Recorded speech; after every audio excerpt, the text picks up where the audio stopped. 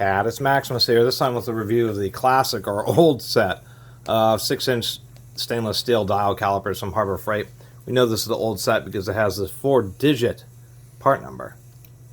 Anyway, it seems the quality has gone downhill in the last few years, particularly the last couple with the pandemic and increase in shipping.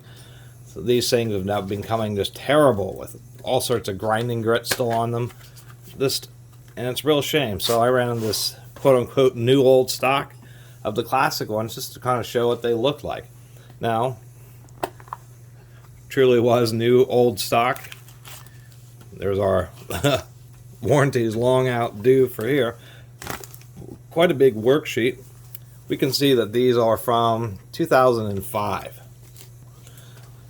So they're classic. They're not ultra old like from the 80s, but these are the classic ones that people would remember from the early 2000s. As we pull these out, we have like just a basic piece of paper there, basic bag, and the calipers themselves.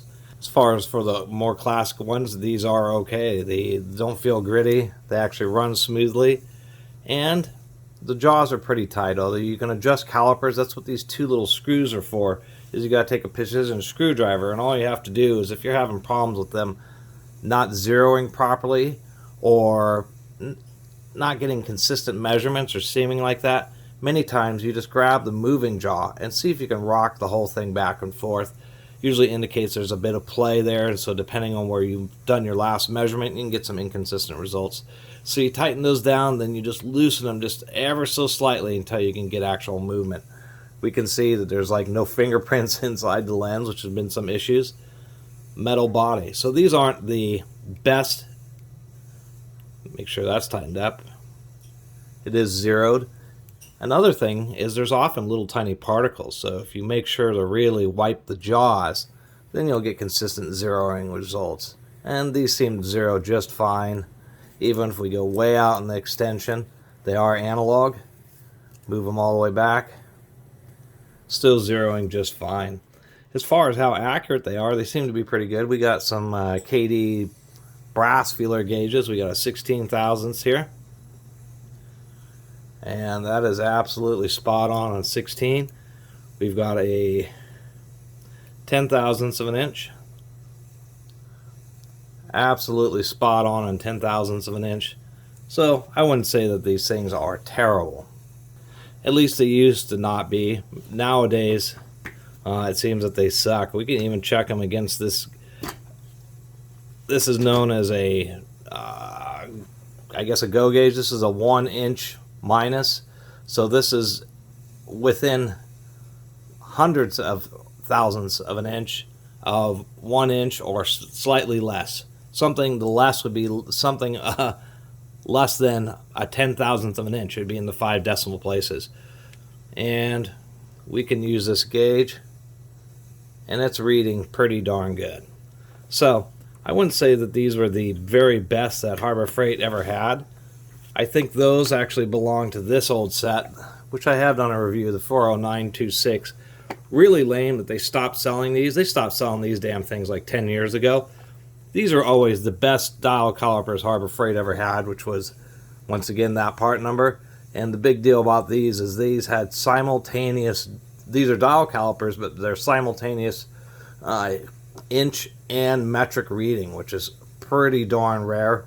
The scales, we had metric on top and inch on the bottom, and that was what was really cool, is you can get a measurement on something and actually get, like here, it's 16 thousandths or 0.406 millimeters.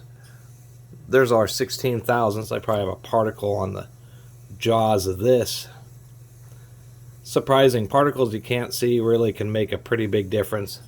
Just wiping it down made the needle line straight up. Really, invisible sized particles throw off your measurements. A particle that's half or 1/1000th of an inch is nearly impossible to see. And we can see that the red line is just slightly above 0.4 of a millimeter. Anyway, enough about the best ones that they ever had. It's just a shame that these, which were for how cheap they were, they used to be 20 bucks, now they're 25 bucks. And it's a shame because these just used to be kind of junker Chinese dial calipers, but they were still okay. As long as you made sure that they stayed tight, made sure that you kept them lubricated, they would actually read pretty accurately.